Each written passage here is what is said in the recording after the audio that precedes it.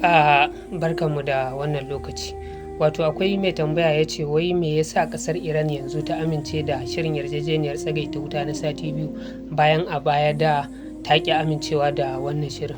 Wato kafin mu amsa wannan tambayar bari mu duba update ɗin abubuwan da suka faru a yau din nan. Wato a gobe ne ake sa ran za a tattauna tsakanin ƙasar Iran da kuma ƙasar Amerika a ƙasar Pakistan a gobe insha Allah, wanda tuni ƙasar Pakistan ta ba da hutun kwana biyu inda aka baza jami'an tsaro a nan ƙasar a birnin Islamabad na ƙasar Pakistan, wanda an baza jami'an tsaro ko ina ana jiran saukar waɗannan baƙi a gobe daga ƙasar Iran da kuma na ƙasar Amerika da kuma na Saudiya da kuma ƙasar Turkiya, duka da sauran wasu ƙasashen duka za su halarci waɗannan zaman wanda za a yi a gobe, wanda za a tattauna akan abubuwan da kowanne bangare ya gindaya, wanda ƙasar Iran za ta zo da nata, ƙasar Amerika za ta zo da nata, wanda za a tattauna wanda zai yiwu a yi, wanda ba zai yiwu ba kuma a kyale shi, wanda a gobe ne za a gane cewar idan abubuwan za su ci gaba za a ci gaba da zaman lafiya, za a ci gaba da zaman lafiya, in kuma yaƙi za a koma za a iya komawa, duka a gobe ne insha Allah za a tattauna abubuwa wanda muke fatan za a kawo ƙarshen wannan yaƙin. Wanda a gefe guda kuma ƙasar Isra'ila ta kai wani mummunan hari a ƙasar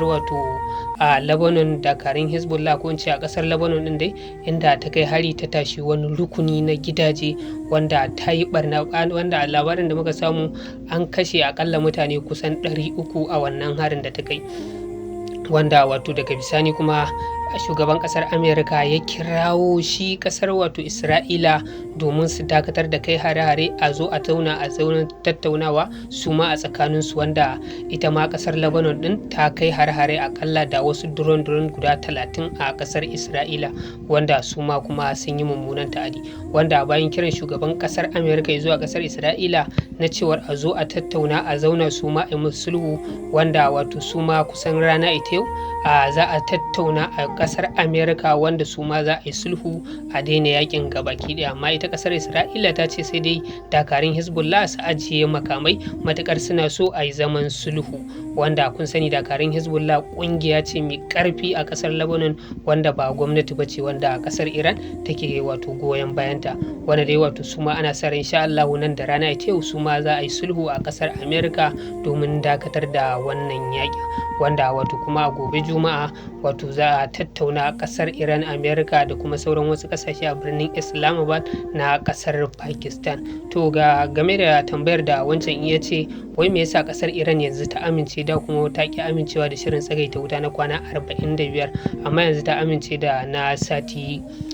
biyu. Abin da yake faruwa shine lokacin da shugaban kasar Amerika ya yi barazana wa kasar Iran na cewar zai tashi kasar Iran daga turan duniya, wanda abubuwa kuma suka yi ta canja salo, kasashe suka yi ta akan shugaban kasar Amerika da kuma a tashi a dakatar da wannan hare-haren a lokacin da ranar ta cika, ranar da wannan harin za a kawo shi a lokacin saura 'yan awanni biyu, ba su fi awanni biyu ba, wanda da kes din gaba daya komai handling din komai na kasar Iran yana hannun shi a speaker na kasar Iran da kuma su Abbas Arachi da kuma shi shugaban kasar Iran din Masoud Pezeshkian, wanda duka komai su suke yin ba da umarni, komai yana hannunsu. To lokacin da abin ya to shi Mujtaba Khomeini ya samu labarin cewar spiritual leader na kasar Iran ne yanzu ya samu labarin cewar to fa ga abubuwan da suke faruwa, 'yan ƙasa gabaki ɗaya sun fito gaba ɗaya kwansu da kwarkwatar su inda za a kai hari sun je sun ciccika gurin, wanda shi Mujtaba Khomeini ya tsaya ya duba ya ga to bari i handling din wannan abubuwan gabaki ɗaya, bari i taking over ya karbi komai ya dinga ba da umarni da kansa, wanda ya yi rubutu na takarda ya turo da shi zuwa gun speaker na kasar Iran, duka wasu umarni ne wanda ya bayyana cewar to ya kamata lokaci yayi da ya kamata a karbi wannan tayi na tsagaita wuta na kasar a Pakistan wanda ta gudanar, wanda shi Mujtaba Khomeini ya taka muhimmiyar rawa a nan, wanda ta takarda yake turo da bayanai zuwa hannun su speaker kasar Iran da sai Abbas Arachi, shugaban kasar Iran, wanda idan har za a turo da takardar sai dai a daurewa mutum ido a je gunsa idan ya bada takardar sannan a dawo da shi, kaga mutum ma bai ma san inda ma aka kai shi ba, wanda ta haka ne kuma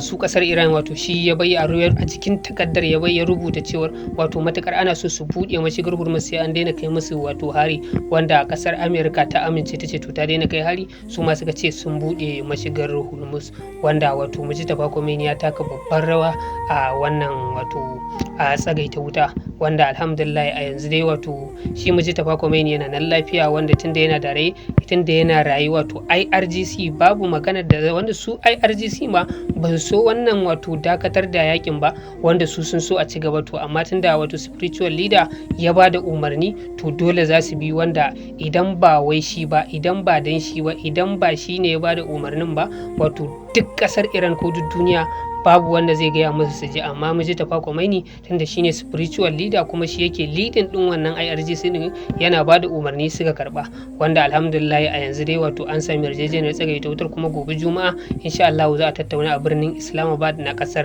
Pakistan. Sannan kuma daga bangare guda mun ga kasar Iran ta bude mashigar Hormuz, amma ba wai duka ba, wanda wato ta bar wasu jirage dai suna wucewa. A yanzu haka ta bude kowa da kowa free ne, amma akwai wani wato guri wanda wato take ba da umarni a wuce ta gurin, wanda alhamdulillah ana wucewa, amma kasar Amerika ta ce ita ba haka take so ba, kawai a buɗe gabaki daya a wato komai ya dinga wucewa ta wannan hanyar, wanda kusan dai wato abin da yake faruwa kenan. Na ce bari zo kawo muku. Allah ya sa mu dace.